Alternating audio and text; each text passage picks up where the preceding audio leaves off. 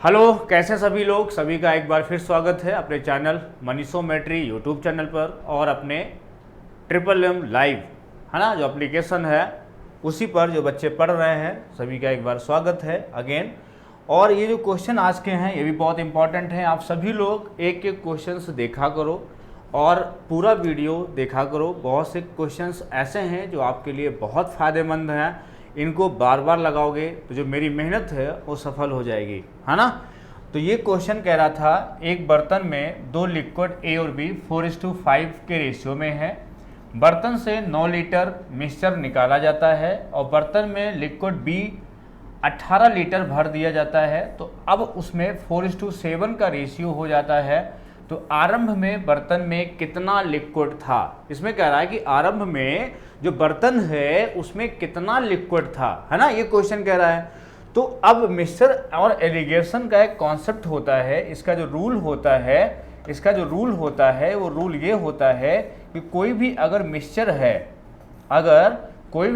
है इसमें अगर 4:5 का रेशियो है, अगर हम इसमें से 9 लीटर निकाल लेंगे तो जो नया रेशियो बनेगा वो मात्रा तो कम होगा। मान लो यहाँ x लीटर था तो आगे x-9 होगा। अब ये कितना होगा, x-9 होगा। लेकिन ये जो रेशियो है ये नहीं बदलेगा, ये वही रहेगा 4:5। ये पहला कॉन्सेप्ट।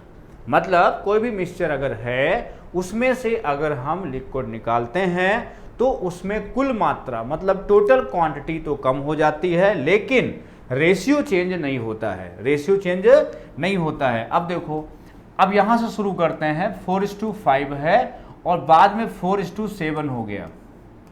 तो इसमें लिक्विड ए और बी है। तो बी कितना मिलाए हैं, बी हम मिलाए हैं 18 लीटर। कितना मिलाए हैं, 18 लीटर। तो एक चीज बताओ, अगर ये वाला हम मिला रहे थे तो इधर वाला क्या होना चाहिए, बराबर। वो ऑलरेडी क्या है, इक्वल है। जब 4 बराबर है तो ये बताओ कितना ज्यादा है, 2 ज्यादा है। और जो 2 का मान है वो 18 है। जो 2 का मान है वो कितना है, 18 है। तो 1 का मान कितना होगा, 9 होगा। जब 2 का मान 18 है तो 1 का मान कितना होगा, 9 होगा। तो 4 और 5 और 9 का मान कितना हो जाएगा, 81 हो जाएगा। कितना हो जाएगा, 81। अब देखो इसका मान अगर 81 है तो ये चीज बताओ, x-9 बराबर अगर 81 है तो x बराबर कितना हो जाएगा, 90 लीटर। मतलब कितना था, 90 लीटर था। तो आंसर हो जाएगा तुम्हारा बी। कितना आंसर हो जाएगा, बी ऑप्शन इज करेक्ट। दोबारा समझ लो, इसमें जो बर्तन में लिक्विड का रेशियो होता है, जो लिक्विड का रेशियो था 4:5, अगर उसमें से हम मिक्सचर निकालते हैं तो रेशियो नहीं चेंज होता है। अगर 4:5 है तो 4:5 ही रहता है। बाद में हो गया है 4:7। बाद में कितना हो गया है, 4:7। और कितना बढ़ा है, 2 बढ़ गया है। कितना बढ़ा है, 2 बढ़ गया है। और कितना 2 बढ़ा है, 2 का मान कितना है, 18 है। 2 का मान कितना है, 18 है। 1 का मान कितना हो जाएगा, 9। 9 का मान कितना हो जाएगा, 81। 9 का मान कितना हो जाएगा, 81। अब 81 हो गया कब, जब 9 लीटर हमने निकाल लिया है। तो अगर x-9 का मान है 81 तो x बराबर कितना हो जाएगा, 90 लीटर हो जाएगा। कितना हो जाएगा, 90 लीटर हो जाएगा। ये x का मान हो जाएगा। क्लियर है, आए बात समझ में। चलो हम लोग बात करते हैं अगले क्वेश्चन की।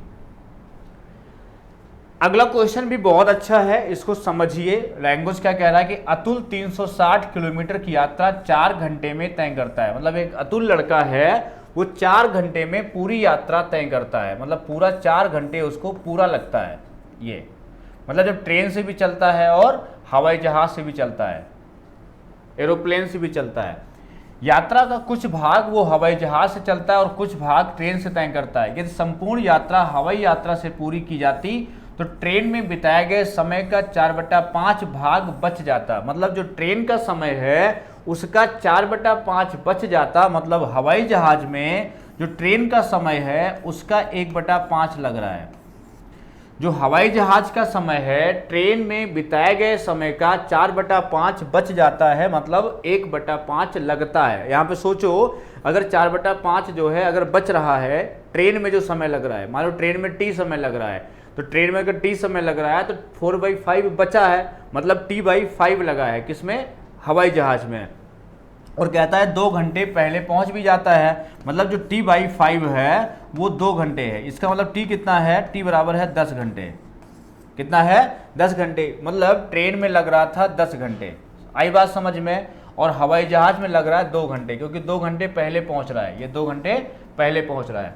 अब जब इसका एलिगेशन लोगे तो यहाँ 2 आएगा और यहाँ कितना आएगा, 6 आएगा। तो जो रेशियो बनेगा यहाँ पर 1:3 का रेशियो बनेगा, यही दूरी का रेशियो हो जाएगा। किसका हो जाएगा, यही दूरी का रेशियो हो जाएगा, डिस्टेंस का रेशियो हो जाएगा। ये 1:3 जो है दूरी का रेशियो हो जाएगा। 3 1 4, 4 बराबर 360 दूरी दिया है, 1 बराबर हो जाएगा तुम्हारा 90 किलोमीटर। इसका मतलब ये हुआ कि ट्रेन से चलता है 90 किलोमीटर, और हमसे पूछा था कि ट्रेन से तय की गई दूरी कितनी होगी, तो ट्रेन से 90 ही आंसर आएगा। कितना आंसर आएगा, 90 आंसर आएगा। बहुत अच्छा क्वेश्चन था, इसको आप अगर लगाएंगे अपने हिसाब से तो हो सकता है इसमें तुम फंस जाते, लेकिन जब इसको जैसे हम समझा रहे हैं वैसे लगाओगे तो बहुत जल्दी हो जाएगा। और यहाँ आपको लगेगा टाइम का रेशियो यहाँ स्पीड का होना चाहिए, तो ये भी तो होता है, स्पीड जो होता है डायरेक्टली प्रोपोर्शनल टू किसके होता है, डी के होता है, ये डायरेक्टली प्रोपोर्शनल भी होता है। तो जो चाल रेशियो स्पीड का होगा वही रेशियो जो है दूरी का भी होगा। बस यही आपको दिमाग लगाना है, आपके दिमाग में आएगा कि ये तो रेशियो भैया किसका है, ये तो चाल का रेशियो होना चाहिए, क्योंकि समय के एलिगेशन से स्पीड का रेशियो बनता है। समय के एलिगेशन से स्पीड का रेशियो बनता है, और जब समय के रेशियो से स्पीड का रेशियो बनता है, बट ये भी तो होता है स्पीड समानुपाती होता है दूरी के, इसलिए यहाँ जो रेशियो आएगा वो तुम्हारा दूरी का रेशियो हो जाएगा। और 3 1 4 बराबर कुल दूरी है 360 किलोमीटर। अगर 4 का मान 360 है और 4 का मान 360 है तो 1 का मान 90 हो जाएगा। और ट्रेन से 90 पूछा है, अगर पूछता है एरोप्लेन से कितना चला तो 270 किलोमीटर होता है हवाई जहाज से। क्लियर है? चलो हम लोग बात करते हैं अगले सवाल की। अगला क्वेश्चन भी बहुत अच्छा है, आप पढ़ेंगे इस सवाल को तो आपको मजा आएगा, और पढ़ने वाले बच्चों के लिए बहुत अच्छी सीरीज चल रही है। पढ़ने वाले बच्चों के लिए बहुत इतने अच्छे क्वेश्चन चल रहे हैं, जो बच्चा तैयारी करने वाला है रियल में उनके लिए बहुत बढ़िया सीरीज चल रही है। और ना पढ़ने वाले तो उनको कोई नहीं क्या बताए, ना पढ़ने वालों को कोई पढ़ा नहीं सकता और पढ़ने वालों को कोई रोक नहीं सकता। देखो, 2 समकेंद्रीय षटभुज हैं, क्या है, हेक्सागोन है। दोनों षटभुज की भुजाएं समांतर हैं, मतलब पैरेलल हैं। मतलब 2 समकेंद्रीय मतलब होता है एक ऐसे आया, ऐसे आया, ऐसे आया, ऐसे आया, इस तरह ये क्वेश्चन ऐसे बना। और संकेंद्रीय मतलब ऐसे ऐसे, है ना, और फिर ये इस तरह गया, और फिर ये इस तरह गया, और फिर ये इस तरह गया, और फिर ये इस तरह गया।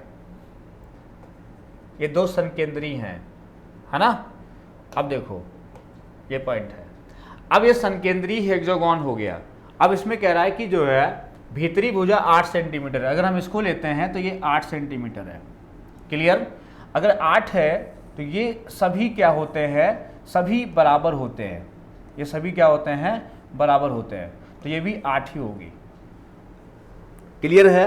अब अगर जो है ये वाली, अगर जो है इसकी बात करें, इसकी अगर ऐसे समझो, अगर हम इसकी बात करें ऐसे, ऐसे राइट एंगल भी यहाँ बन रहा है। देखो, अगर हम ऐसे बात करें, ये वाला इसको लगाते हैं तो ये हमको दिया है कितना, ये हमको दिया है 2√3, ये दिया है 2√3, ये कितना दिया है 2√3। अगर 2√3 है तो इसका मतलब ये 4 होगा। कितना होगा, 4। ऐसे समझो, अगर ये 90 डिग्री है, अगर ये 90 डिग्री है, वो ध्यान समझना, अगर ये 90 डिग्री है और ये तुम्हारा 2√3 है, और ये कितना डिग्री होगा, 60 होगा। ये अगर 60 डिग्री है, अगर ये 60 डिग्री है, ये 2√3 है, तो ये कितना होगा, 2 होगा। कितना होगा, 2 होगा। और 30 के सामने अगर 2 है तो इधर क्या होगा, 2 का डबल कितना हो जाएगा, 4। यह समझो, यहाँ हम लगा दिए, ये लंब दिया है और कर्ण चाहिए, हम sin 60 लगा दिए। क्या लगा दिए, sin 60। sin 60 क्या होता है, 2/√3 अपान हाइपोटेन्यूज होता है। sin 60 का मान होता है √3/2। कितना होता है, √3/2। ऐसे भी समझ सकते हो, √2√3 अपान कितना, h। √3 कैंसिल हो जाएगा तो h बराबर कितना आएगा, 4। मतलब जो हाइपोटेन्यूज है वो कितना हो जाएगा, 4। तो जो लेंथ हो गई पूरी, जो पूरी लेंथ हो गई, ऐसा समझो ये जो यहाँ से यहाँ तक पूरी लेंथ हो गई वो हो गई 12। कितनी हो गई? ये पूरी 12 हो गई। आई बात समझ में? अब अगर हमें इस पोर्शन का एरिया चाहिए, इस पोर्शन का, अगर हमें इस पोर्शन का एरिया चाहिए तो ये बताओ इस पोर्शन का एरिया निकालने के लिए क्या करोगे? बाहरी क्षेत्रफल, क्या करोगे? बाहरी क्षेत्रफल, बाहरी क्षेत्रफल, बाहरी क्षेत्रफल माइनस भीतरी क्षेत्रफल, बाहरी क्षेत्रफल माइनस भीतरी क्षेत्रफल। अब बाहरी क्षेत्रफल माइनस भीतरी क्षेत्रफल लोगे तो चूंकि ये हेक्सागोन है, तो मैंने आपको बताया था कि जब हेक्सागोन का एरिया की बात करते हैं तो ये 6 होते हैं। कितने होते हैं? 6 होते हैं, ये 6 होते हैं। तो 6 इंटू इसकी भुजा अगर a है तो 6 गुणे फार्मूला होता है √3/4 इंटू भुजा स्क्वायर। ये पूरा इसका फार्मूला होता है 6 इंटू √3/4 इंटू भुजा स्क्वायर। अब देखो तो भीतर का एरिया चाहिए तो बाहर का लोगे जब तो 6√3/4 कॉमन हो जाएगा और बाहर भीतर की जो साइड होगी 8 है, बाहर की 12 है, तो ये स्क्वायर माइनस 8 स्क्वायर। कोई दिक्कत? बाहरी एरिया में से भीतरी एरिया हम क्या कर दिए? माइनस कर दिए। जब ऐसा किए तो 6 इंटू √3/4 आगे सॉल्व किया तो 12 8 हो गया 20 और 12 में 8 गया हो गया 4, 4 कैंसिल, 120√3 आंसर आ गया। कितना आ गया? 120√3। सही है? तो ये आंसर हो जाएगा ए वाला आंसर 120√3। इसमें क्या करना है? बस खाली आपको ये जो डायग्राम बनाए हैं हम आखिरी में जो ये बनाए हैं, आपको यही समझना है कि अगर ये √2√3 है तो ये 60 डिग्री है तो ये 4 हो जाएगा। मतलब ये लाइन सीधी आएगी, इसको ऐसे समझना है कि ये लाइन सीधी आएगी और ये यहाँ से ऐसे बनेगा डायग्राम। ठीक? या ऐसे नहीं समझ पा रहे हो, ऐसे नहीं समझ पा रहे हो तो आप इसका डायग्राम एक और तरीके से बन सकता है। अगर आप ऐसे नहीं समझ पा रहे हो तो बहुत से तरीके हैं, जब तक आपको समझ में ना आए तो आप इसको समझ सकते हो। ये मान लो ऐसे है, तो जब ये हेक्सागोन है तो यहाँ पे जब डायग्राम बनाओगे तो ये चीज़ जो है यहाँ से शुरू करोगे तो ये चीज़ ऐसे ले आओ, ये चीज़ यहाँ ले आओ, इसको आप ऐसे भी ला सकते हो। तो इसकी अगर भुजा 8 है तो आप बताओ कोई भी ऐसा त्रिभुज जिसकी भुजा 8 होगी, जिसकी भुजा क्या होगी? 8 होगी, तो ऊंचाई होती है √3/2 इंटू 8। हाँ या ना? तो ये आ जाएगा 4√3। कितना आ जाएगा? 4√3। तो ये आ जाएगी 4√3 और ये है 2√3। तो दूसरा जो त्रिभुज बनेगा ये 4 2 हो जाएगी 6√3। कितना हो जाएगी? 6√3। अब भुजा चाहिए तो ये हो जाएगी 12। कितना हो जाएगी? 12। क्लियर है? ये भुजा हो जाएगी 12, है ना? चलो ऐसे ही एरिया निकाल लोगे जो हम लोग सॉल्व कर रहे थे। बाहरी एरिया मतलब √3/4, है ना? और 6 साथ में होगा और बस ये सॉल्व कर लेना 12 स्क्वायर माइनस 8 स्क्वायर, बस और कुछ करना ही नहीं है। इसको हल कर लेना है, 120√3 आपका आंसर आ जाएगा। चलो हम लोग बात करते हैं अगले क्वेश्चन की। अगला क्वेश्चन भी बहुत अच्छा है, आप समझो इसको ध्यान से। एक बर्तन में सेब, संतरा और आम का जूस 3:5:4 के रेशियो में है। 12 लीटर मिक्सचर निकालकर मिक्सचर में 8 लीटर सेब का जूस मिला दिया जाता है, जिससे सेब और संतरे की मात्रा मिक्सचर में समान हो जाती है। बर्तन में मिक्सचर शुरू में कितना था? कोई दम नहीं है सवाल में। पहले रेशियो कितना है बताओ? 3, 5 और 4। कॉन्सेप्ट वही रहेगा। ये सेब है, ये कितना है? ये सेब है और फिर ये संतरा है, सेब है और संतरा है और ये आम है। इसमें 3 चीज़ें हैं, सेब है, संतरा है और आम है। 3:5:4 का रेशियो है। अब कहता है कि इसमें से 12 लीटर निकल गया। कितना निकल गया? 12 लीटर निकल गया। और जब 12 निकल गया तो क्या रेशियो चेंज होगा? नहीं चेंज होगा, यही रहेगा 3:5:4। आई बात समझ में? 8 लीटर सेब मिला दिया, ये मिला दिया 8 लीटर। 8 लीटर सेब का जूस मिला दिया जाता है, जिससे सेब और संतरे की मात्रा मिक्सचर में समान हो जाती है। अब ये रेशियो क्या हो गया? बराबर हो गया। सेब और संतरा आपस में बराबर हो गया। अब देखो हमको इस डायग्राम को लेना है सिर्फ। अगर सेब संतरा बराबर हो गया, इसको मिलाए हो तो ये मिलना चाहिए और ये बराबर होना चाहिए। देखो ये 5 5 कर लो, ये नहीं चेंज हुआ है तो वही रहेगा, ये 5 ही रहेगा। ये 4 है तो क्या रहेगा, 4 ही रहेगा। ये जो है वही रहेगा, ये जो वही रहेगा, बस ये बढ़ेगा। तो कितना बढ़ा है बताओ, 2 बढ़ा है, और 2 कितना बढ़ा दियो, 8 बढ़ा दियो। तो 1 बराबर कितना होगा, 4। पूछा है बर्तन में मिक्सचर शुरू में कितना था, तो 5 3 8 4 12, 12 चौक कितना हो गया, 48। 48 तब हो गया जब इसमें से 12 निकल गया। 48 तब हो गया जब 12 निकल गया। तो पहले कितना था, 48 और प्लस 12 लीटर, तो कुल कितना हो गया, 60। आया समझ में, आया समझ में। पहले कितना रेशियो है, 3:5:4, 10-12 लीटर हमने निकाल लिया। तो मिक्सचर की एक कॉन्सेप्ट होता है, मिक्सचर का बेटा ये कॉन्सेप्ट होता है, जो चीज़ हम मिलाते हैं बस वही बढ़ना घटना चाहिए, जो चीज़ हम नहीं मिलाते या बढ़ाते हैं वो कांस्टेंट रहना चाहिए। तो यहाँ पर हम ये बढ़ा रहे थे और ये बराबर है, मतलब 5 वही रहेगा, 4 वही रहेगा, बस ये बढ़ेगा। तो 5, ये दोनों बराबर हो जाते हैं, तो 5 और ये 5 हो जाएगा।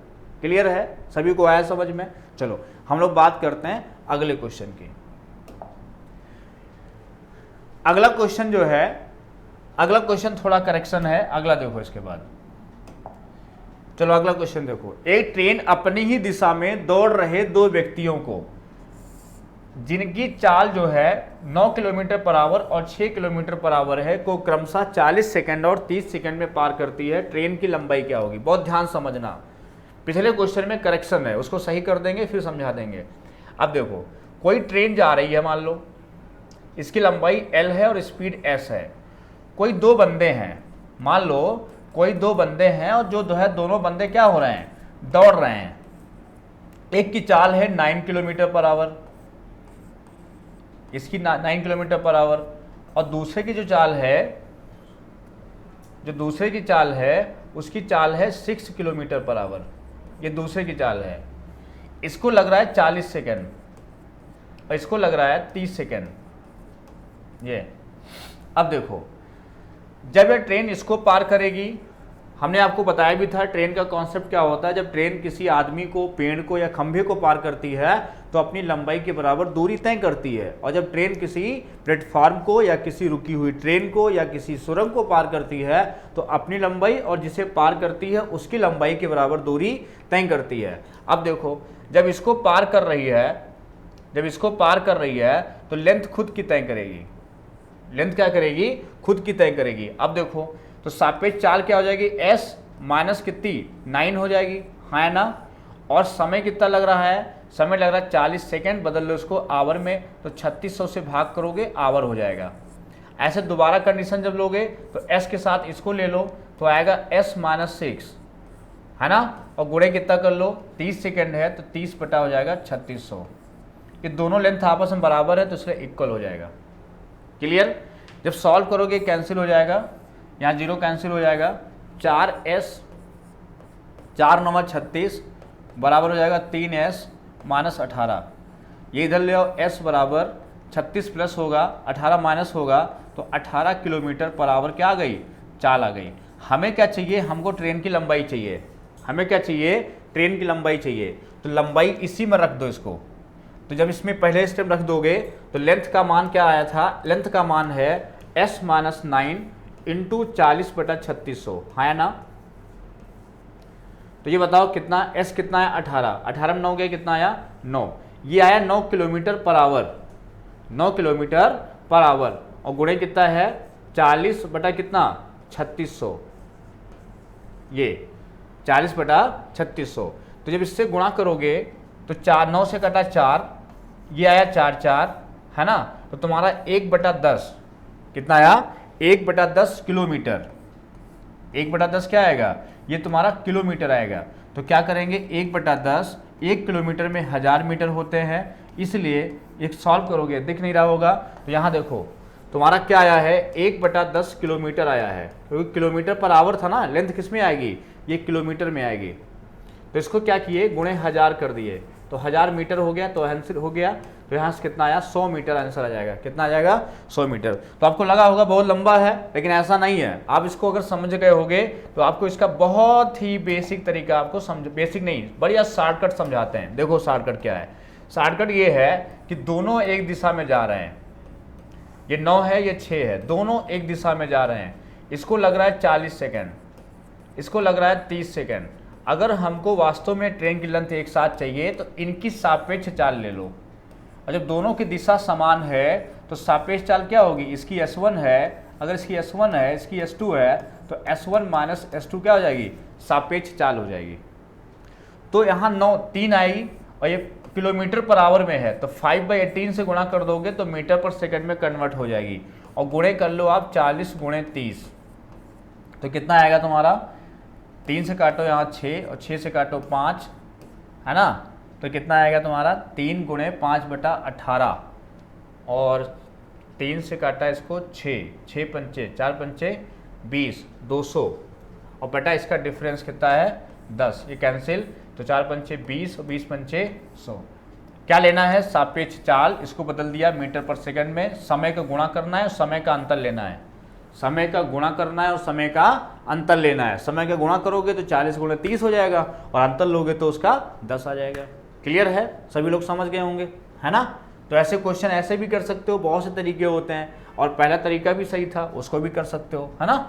चलो अगला सवाल देखो, कह रहा है कि कर्मचारी किसी कार्य को किसी निश्चित समय में कर सकते हैं, 4 कर्मचारी दूसरे दिन कार्य छोड़कर चले जाते हैं, इसी प्रकार कर्मचारी अगले दिन भी कार्य छोड़ते रहते हैं, जिससे कार्य 8 दिन अधिक समय में पूरा हो जाता है।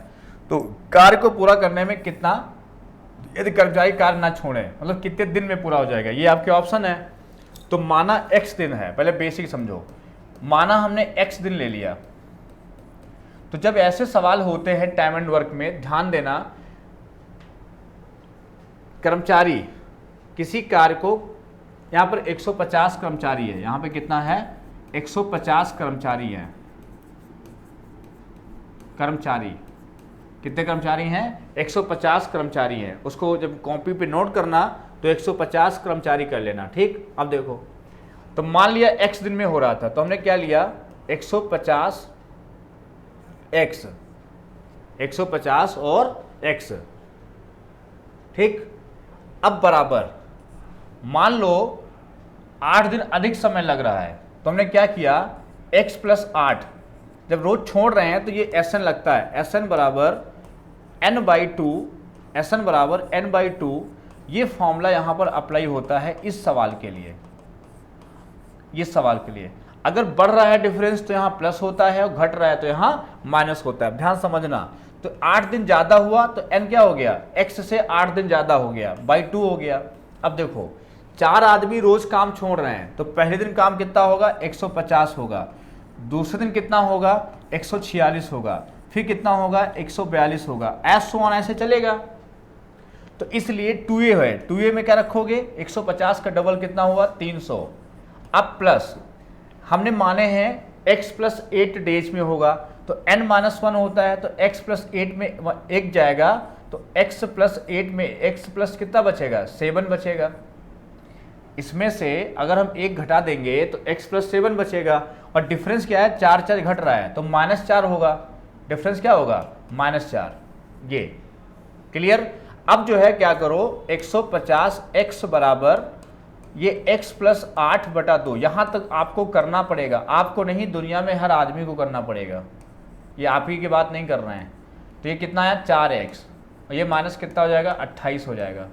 क्लियर है, यहाँ तक भी सबको लिखना पड़ेगा। अब कोई भी व्यक्ति हो सकता है, कोई टीचर यहाँ से कह दे कि ऑप्शन से उठा के वैल्यू पुट कर लो, वरना यहाँ तक हर व्यक्ति को करना पड़ेगा जिसको भी मैथ आती है।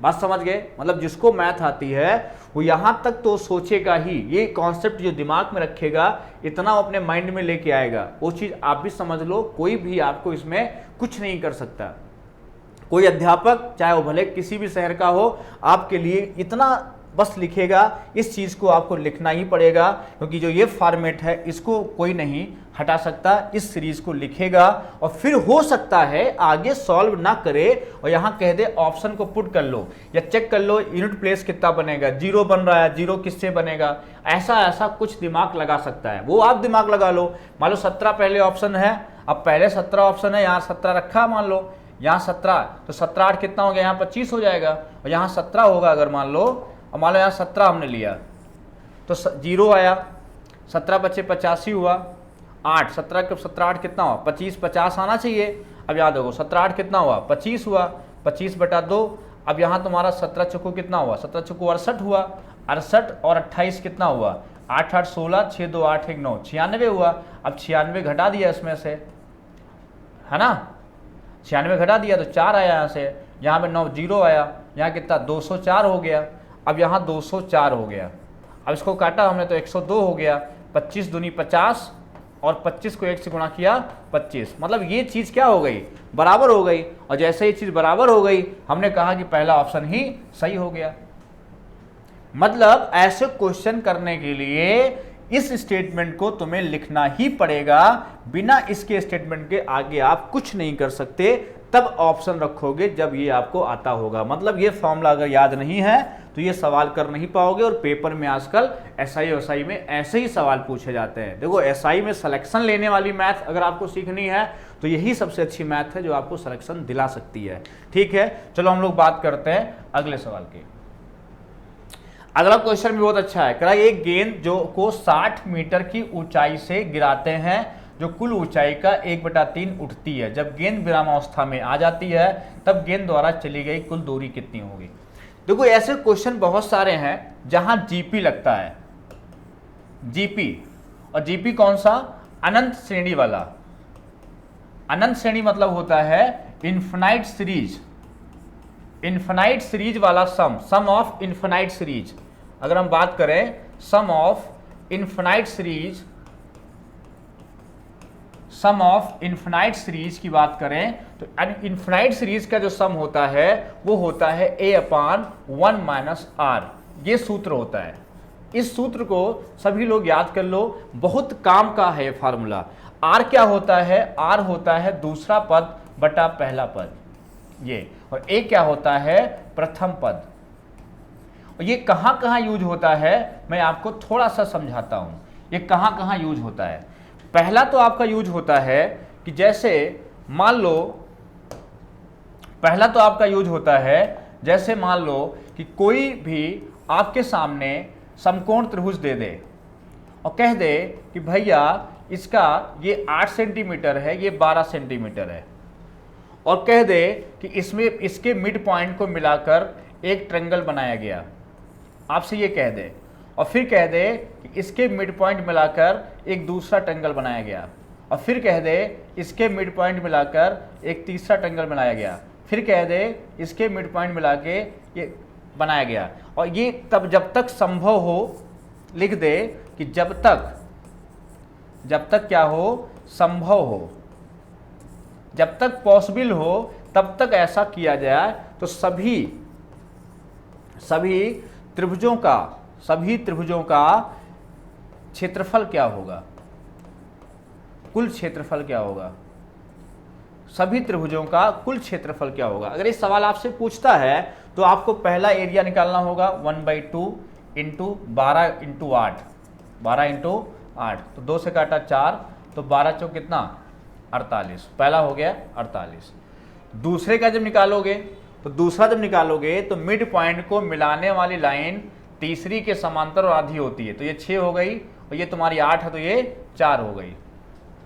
क्लियर, 6 और 4 हो गई, ये बड़ी होगी, ये तुम्हारा 90 डिग्री यहां बनेगा। ठीक, ये तुम्हारा ऐसे जब ये 6 और 4 होगा तो इसका एरिया आएगा 1/2 इंटू, है ना, और ये मान लो 10 हो गया, 8 और 12 है, 8 12 कितना होता है 10 नहीं होगा, कुछ और बनेगा ये।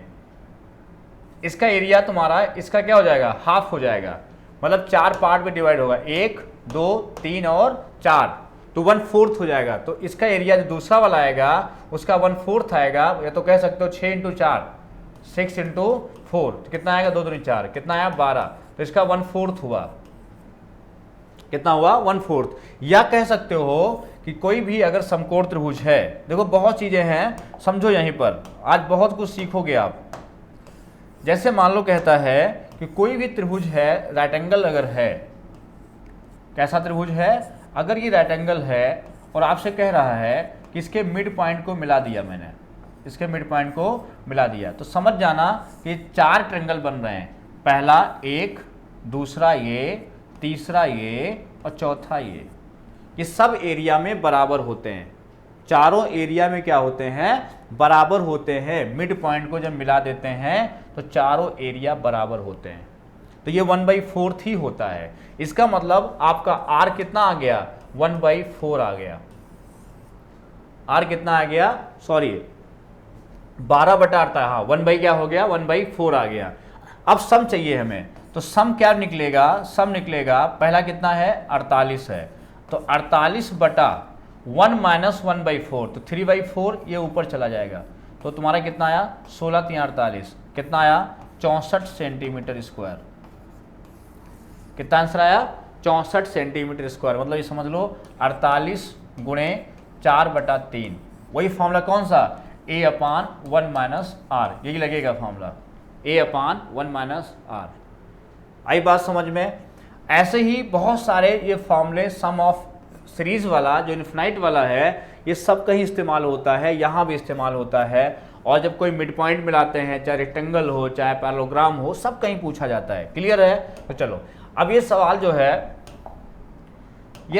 है इसमें भी यही चीज़ था। और जब समझ लो, इसमें जब ये चीज़ समझ जाओगे पूरा, तो इसमें देखो क्या करना है। कह रहा केन 60 मीटर से गिराई गई, कितने से 60 मीटर से गिराई गई, और फिर ये दोबारा गई, और फिर ये आई होगी, और फिर ये गई होगी, फिर ये आई होगी, ऐसे ऐसे जो है गेंद जाके और रुक गई होगी, और फिर ये आके रुक गई होगी, ऐसे या रुक गई होगी।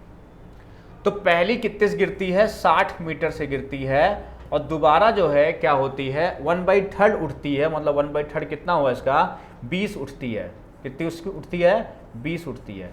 तो पहला जो राउंड हुआ पूरा, एक A बराबर हो गया तुम्हारा 80। A कितना हो गया 80। अब R तुम्हारा कितना है, R है 1/3। R कितना है, R है 1/3। तो सम कितना होगा पूरा, सम कितना होगा, R मतलब 80, 1 - 1/3 तो हो जाएगा 80/2/3। तो ये 3 ऊपर जाएगा, ये 40 तियाँ कितना हो जाएगा 120। तो 120 मीटर लेंथ आ जाएगी टोटल। कितनी आ जाएगी 120 मीटर।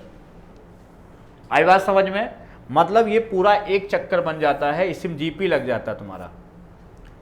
क्लियर है। तो ये सवाल भी आ सकता है पेपर में, इसको समझ लो। R कहाँ इस्तेमाल होगा, जो उठता है, ऊंचाई का 1/3 उठ रहा है, उसी को R कहते हैं। चलो अगला क्वेश्चन देखो क्या कह रहा है। अगला ट्रेपेजियम का सवाल है। अब ट्रेपेजियम को समझ लो जरा। इसमें दो भुजाएं क्या होती हैं, समानांतर होती हैं। जैसे मान लो ये A है, ये B है, ये C है और ये D है। अगर आपसे कहता है कि जो AB है वो समांतर है किसके, CD के, अगर ऐसा कहता है, अगर ये समांतर है तो ये समझ जाना, जैसे आप इसको मिलाओगे तो ये एंगल अगर अल्फा जाएगा तो ये भी एंगल अल्फा जाएगा। आप जानते हो जब जेड बनता है तो ये एकांतर कोण होते हैं। कौन से होते हैं, ये एकांतर कोण होते हैं, या कह सकते हो अल्टरनेटिव एंगल होते हैं। इनको बोलते हैं एकांतर कोण। क्लियर है। तो ऐसे ही ये तो बराबर हो गया, तो ऐसे ही जब हम इसको मिलाते हैं तो ये भी बराबर होता है। अगर ये बीटा है तो ये भी वैसे ही एकांतर बनता है, ये बीटा है, और ये एंगल थीटा है तो ये भी एंगल थीटा होता है। ये मान लो O पे काट रहे हैं। कहाँ काटते हैं, एक दूसरे को G पर काटते हैं। किस पर काट रहे हैं, एक दूसरे को G पर काटते हैं। ये एक दूसरे को कहाँ काट रहे हैं, ये G पे काट रहे हैं। अब कह सकते हो कि त्रिभुज, कह सकते हो त्रिभुज AG और B ये बिल्कुल सिमिलर होंगे किसके। अब देखो A एंगल किसके बराबर है, C के। त्रिभुज तुम्हारा C, ये C हो जाएगा, और G तुम्हारा G रहेगा, और B तुम्हारा बराबर है D के, तो ये D हो जाएगा ये। ठीक। अब ध्यान रखना, अब चीज़ें ध्यान रखो, यही सब चीज़ें आपको सीखनी है। ध्यान रखना, नोट करके याद रखना कि जब कोई चीज़ जब कोई त्रिभुज समरूप होते हैं, त्रिभुज क्या होते हैं, समरूप होते हैं। समरूप मतलब सिमिलर होते हैं। जब कोई त्रिभुज सिमिलर होते हैं तो साइड का जो स्क्वायर होता है, संगत साइड मतलब, संगत मतलब रेशियो वाली साइड का जो स्क्वायर होता है वो समानुपाती होता है एरिया के। साइड का जो स्क्वायर होता है वो समानुपाती होता है किसके, एरिया के। इसलिए यहाँ साइड का स्क्वायर कितना है तुम्हारा, ये 5 है, ये कितना है 5 है, और कितना है 7 है। इसलिए जैसे मान लो ये तुम्हारा बना ट्रेपेजियम, अगर ऐसे बना और ये तुम्हारा रेशियो 5 और 7 है, ये 5 है और ये 7 है, तो एरिया तुम्हारा बन जाएगा 25:49।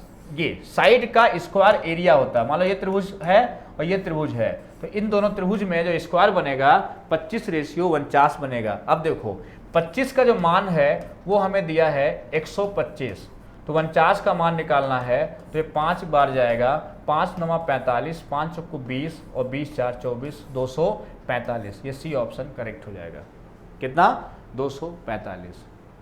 क्लियर है?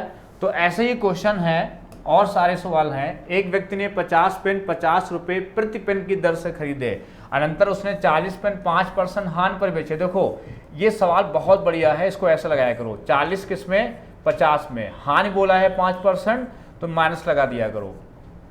फिर बोला अगर 10% कुल लाभ का आकांक्षी हो तो शेष पेन कितने बचे? 10 बचे। 10 किसमें से? 50 पे। ये मान लो x है और कुल लाभ कितना चाहिए? 10। सबसे बढ़िया तरीका ये होता है, तो आप इसको हल कर लो, है ना। तो 4 माइनस का 200 आएगा और प्लस का 10x आएगा और बराबर ये हो जाएगा 500। और हल करोगे तो 10x बराबर कितना हो जाएगा? 700 हो जाएगा। 0 कैंसिल कर लो तो x आ जाएगा 70%। सबसे सही तरीका यही होता है, कभी गलत नहीं होगा आपका। क्लियर है? चलो एक क्वेश्चन आज का ये आखिरी सवाल है, इसको आप लगाइए, इसको लगाइए और बहुत आसान है। एक व्यक्ति ने 2 गाय प्रत्येक को 12,600 में बेचा, पहली पर 5% लाभ, दूसरी पर 10% हानि हुई, तो कुल लाभ या हानि क्या होगी? कुल लाभ या हानि क्या होगी? इसको आपको लगाना है और इसका आंसर आपको कमेंट करके बताना है ना। इसका आंसर आज जरूर आपको बताना है, चाहे कुछ भी हो जाए, आज इसका आंसर आप सभी को बताना है। और इसका आंसर अगर बताओगे तो बाकी जो 40 सवाल में अभी बचे हैं वो मैं कल करा दूंगा। ठीक, सबको आंसर बताना है और सबको शेयर करना है। मेहनत करो मेरे साथ, और इसको शेयर नहीं कर रहे हो आप सभी, बहुत ज़्यादा शेयर करो, ठीक है। और अभी होली तक आपको ऐसे हम पढ़ाते रहेंगे और फिर हम लोग जो है होली के बाद एक नया बैच भी स्टार्ट कर रहे हैं, वो हम आपको बता देंगे। धन्यवाद।